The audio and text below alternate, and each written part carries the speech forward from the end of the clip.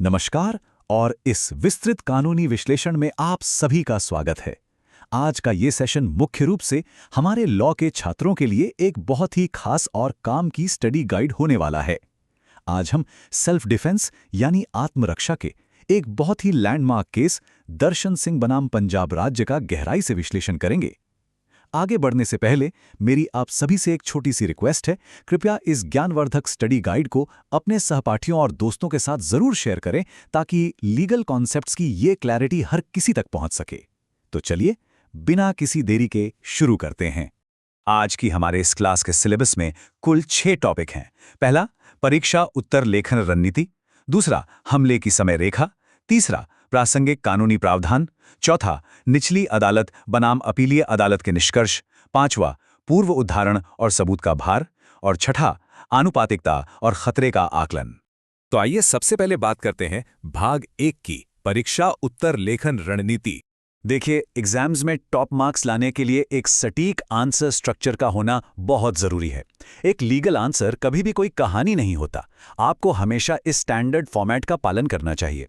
सबसे पहले प्रासंगिक प्रावधान यानी रेलेवेंट प्रोविजंस लिखिए, फिर केस के तथ्य, उसके बाद कानूनी मुद्दे, फिर कोर्ट का निर्णय और तर्क, और अंत में आपका निष्कर्ष। इस तरह से लिखने पर आप एग्जामिनर को दिखा पाते हैं कि आपकी लीगल रीजनिंग कितनी स्ट्रांग है। अब आगे बढ़ते हैं भाग 2 की तरफ, हमले की समय रेखा। किसी भी कानून को अप्लाई करने से पहले हमें फैक्ट्स पता होने चाहिए। इस केस में बैकग्राउंड में दोनों परिवारों के बीच काफी समय से एक जमीन का विवाद चल रहा था। घटना वाले दिन बात अचानक बहुत ज्यादा बिगड़ गई। स्थिति तब जानलेवा हो गई जब हमलावरों ने दर्शन सिंह के पिता पर एक भारी और धारदार हथियार यानी गंडासे से जोरदार वार कर दिया। ये वो क्रिटिकल मोमेंट था जहां खतरा एकदम सामने था। अपने पिता की जान बचाने के लिए उसी पल दर्शन सिंह ने अपनी लाइसेंसी बंदूक से फायर कर दिया, जिससे एक हमलावर की मौत हो गई। चलिए अब आते हैं भाग 3 पर, प्रासंगिक कानूनी प्रावधान। एक लॉ स्टूडेंट होने के नाते आपको पुराने और नए कानूनों के बीच का फर्क पता होना ही चाहिए। पुरानी भारतीय दंड संहिता यानी आईपीसी और हमारी नई भारतीय न्याय संहिता यानी बीएनएस के बीच एकदम साफ बदलाव हैं। जहां पहले प्राइवेट डिफेंस के ये अधिकार आईपीसी के सेक्शन 96 और 97 में दिए गए थे, वहीं अब ये अधिकार आपको बीएनएस के सेक्शन 34 और 35 में मिलेंगे। मूल सिद्धांत वही है कि अपनी रक्षा में किया गया कार्य कोई अपराध नहीं है।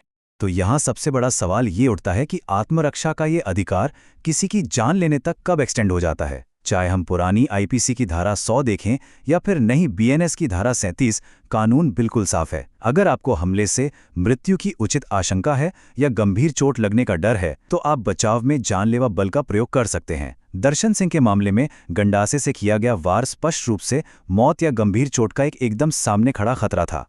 अब डिस्कस करते हैं भाग 4, निचली अदालत बनाम अपीलीय अदालत के निष्कर्ष। अब इस केस का लीगल ड्रामा देखिए कि कैसे अलग अलग अदालतों ने एक ही फैक्ट्स को अलग अलग नजरिए से देखा। ट्रायल कोर्ट ने इसे पूरी तरह से वैध आत्मरक्षा माना और दर्शन सिंह को बरी कर दिया। लेकिन बात यहीं खत्म नहीं हुई। जब मामला हाईकोर्ट में गया तो उन्होंने फैसला ही पलट दिया। हाईकोर्ट ने कहा कि बंदूक चलाना अत्यधिक बल यानी एक्सेसिव फोर्स था और दर्शन सिंह को हत्या का दोषी ठहरा दिया। इसके बाद सुप्रीम कोर्ट ने मामले में दखल दिया।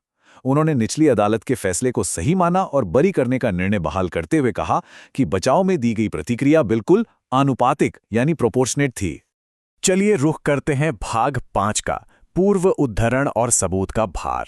सुप्रीम कोर्ट ने अपने फैसले में कुछ बहुत ही शानदार पुराने केस लॉज का हवाला दिया। उनमें से एक था 1930 का मेहंदी बनाम एम्परर मामला। इसका मूल सिद्धांत ये है कि जब भी आप पर कोई जानलेवा हमला हो तो कानून आपसे ये उम्मीद नहीं करता कि आप डर कर वहां से भाग जाएं। आपको अपनी जगह खड़े रहकर डटकर सामना करने का पूरा कानूनी अधिकार है। इसके अलावा एक और बहुत क्रूशल बात है बर्डन ऑफ प्रूफ की, जिसे जगतार सिंह बनाम पंजाब राज्य 2009 के केस से समझाया गया। जब कोई आत्मरक्षा का दावा करता है तो उसे अपनी बेगुनाही उचित संदेह से परे यानी बियॉन्ड रीजनेबल डाउट साबित करने की जरूरत नहीं होती। ये जिम्मेदारी तो अभियोजन पक्ष की होती है। बचाव पक्ष को केवल संभावनाओं की प्रबलता दिखानी होती है।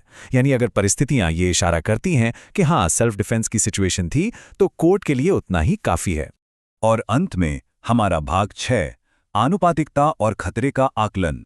तो सुप्रीम कोर्ट ये कैसे तय करता है कि इस्तेमाल किया गया बल सही था या नहीं?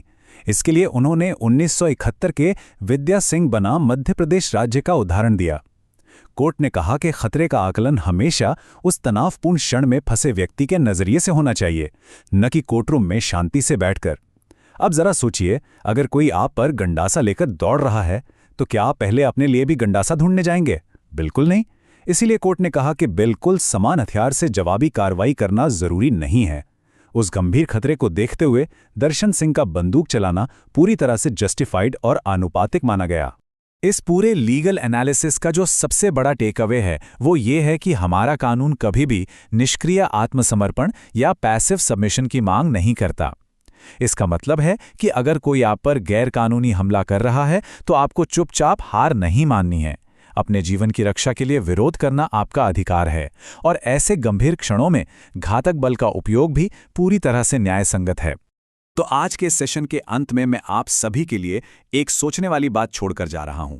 अगर कानून हमें हमलावर के सामने झुकने के लिए मजबूर नहीं करता, तो फिर आत्मरक्षा और बदले की भावना के बीच वो बारीक सी कानूनी लकीर कहाँ खींची जाती है? इसका जवाब उन्हीं सिद्धांतों में छिपा है जिन्हें हमने आज डिस्कस किया, यानी खतरे का तत्काल होना और आपकी प्रतिक्रिया का आनुपातिक होना। एक लॉ स्टूडेंट के तौर पर इस पर गहराई से विचार जरूर कीजिएगा। इस सेशन में मेरे साथ जुड़ने के लिए बहुत बहुत धन्यवाद। इस स्टडी गाइड को अपने दोस्तों के साथ शेयर करना ना भूलें, और हम जल्द ही एक नए लीगल कॉन्सेप्ट के साथ मिलेंगे।